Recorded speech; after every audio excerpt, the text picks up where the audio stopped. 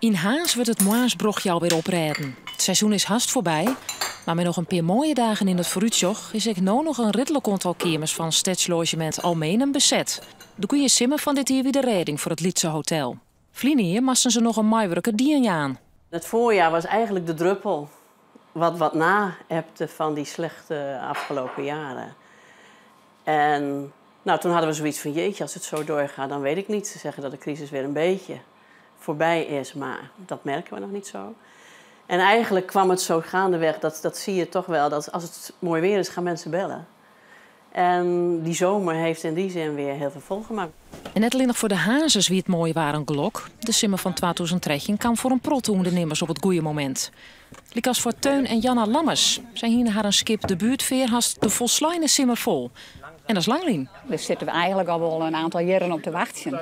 Want vroeger in de jaren 90, dan hier ik die lange hitte simmers. En dan, dan heb je geen etiket, dan wil iedereen het water op. En zo, dit is heel mooi, want voor het volgende jaar denk ik dat wij daar baat bij hebben. Dat mensen denken van, nou, shit, kan best mooi aanreizen in Nederland. Laten we maar eens een keer thuis blijven.